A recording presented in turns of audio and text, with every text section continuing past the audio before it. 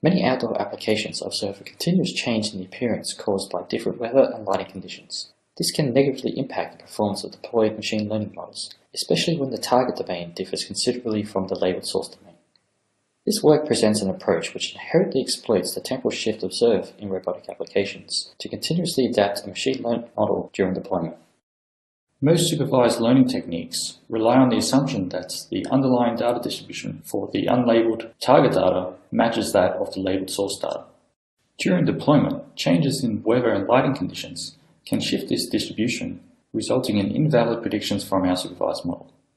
The aim of this work is to align the unlabeled target domain to the source domain so that we can maintain valid predictions from our model. Previous work in unsupervised domain adaptation has looked at aligning two domains, but is limited when there is considerable shift caused by substantial change in the image appearance.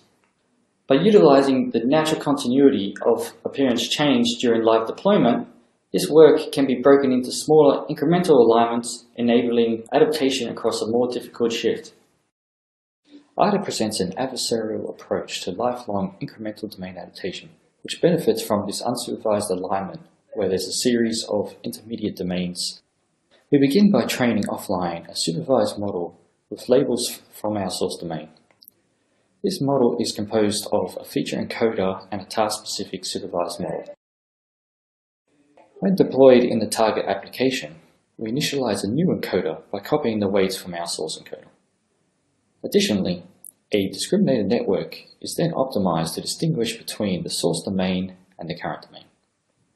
In parallel, the target encoder is further optimized to confuse this discriminator by aligning the target feature distribution to the source domain as expected by the supervised model.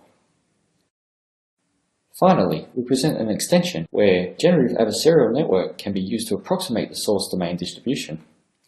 This renders the deployment module to be fully independent of potentially large amounts of training data. We empirically evaluate the advantages of our approach on a toy example with a manually controlled compression for MNIST digits. In this experiment, we see that IATA is able to use the incremental domains to outperform prior work when the domain is distant from the source domain. When further increasing the number of incremental domains, we see that the benefits tends to saturate between 5 and 10 incremental domains. In a traversable-path segmentation task, we further demonstrate that our incremental approach can better handle large changes in appearance, e.g. data 9, compared to a direct single alignment step approach. For more information, please visit our booth during the poster session or contact us via email.